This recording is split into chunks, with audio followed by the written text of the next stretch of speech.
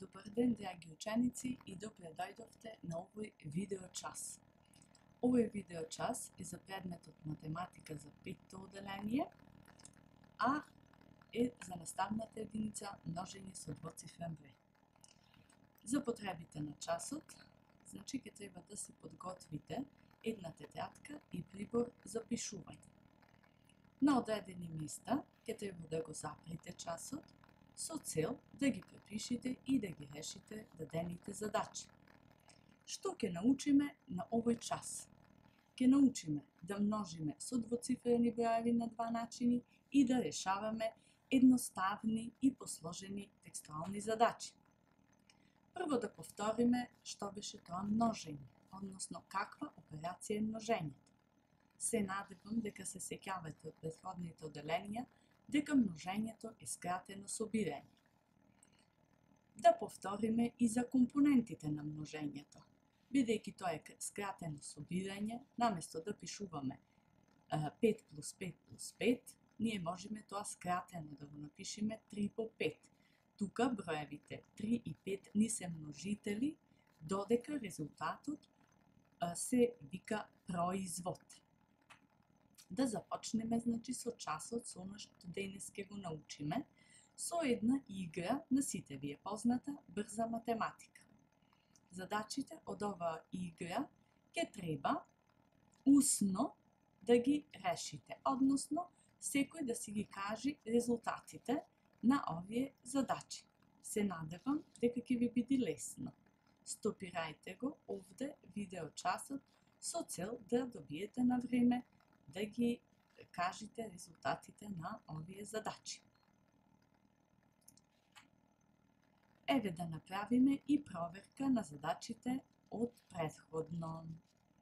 6 по 7 42, 3 по 8 24, 4 по 7 28, 5 по 9 45, 3 по 4 12. Ова ни се задачи со таблицата до 10.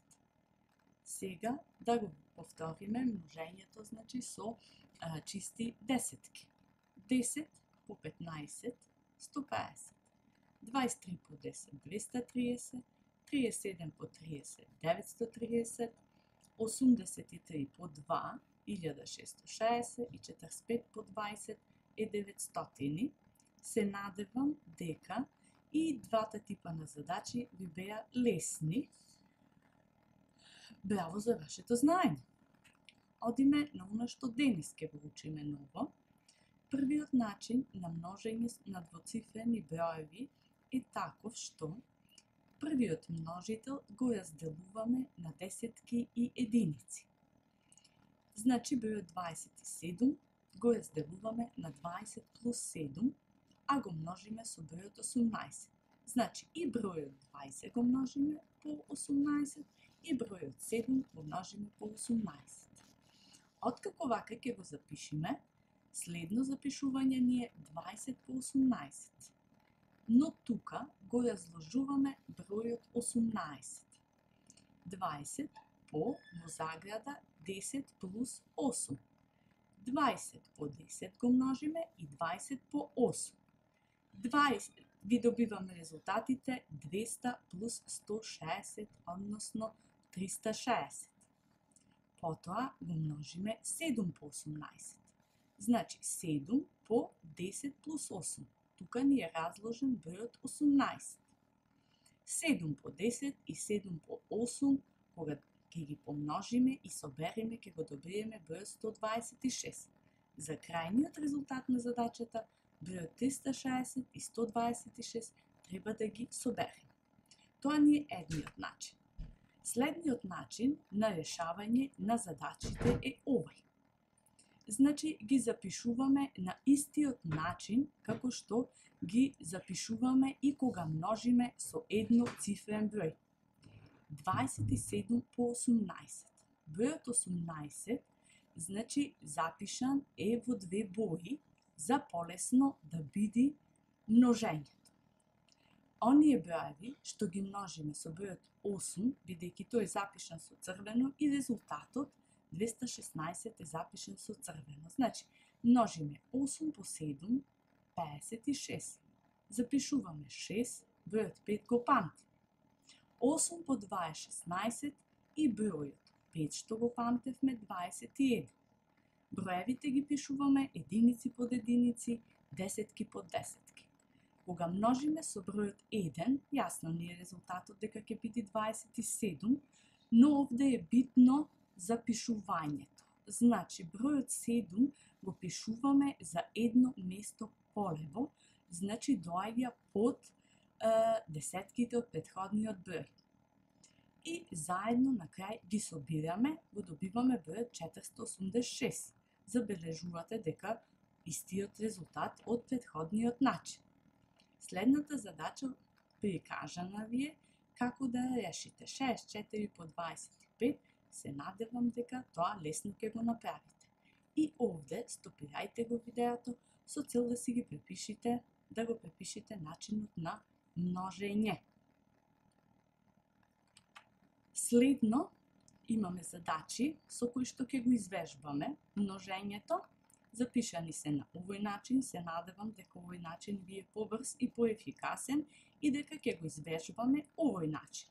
Но на некого може му е полесен претходниот начин, првиот објаснет начин, затоа ви оставам време повторно да стопирате и да си ги решите овие задачи на еден од начините кои што вас ви се полесни.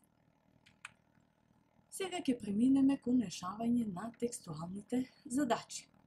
Во една продавница за овошје во 25 гајби има по 32 јаболка. Колку јаболка има вкупно? Јасно ви е дека за да пресметаме, значи, колку вкупно има јаболка, треба да се послужиме со операцијата множење.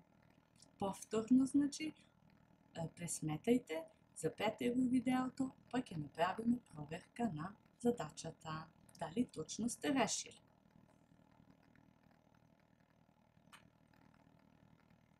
Втората текстуална задача е малку потешка. Послушајте. Мишко има 34 кутии со 23 тетрадки во секоја кутија.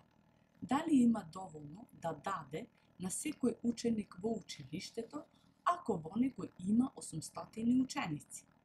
Значи овде, освен операцијата множење, треба да се употреби и операцијата одземање, но и многу е битно како ќе се постави задачата. Повторно ви оставам малку време за да ја поставите и да ја решите оваа задача.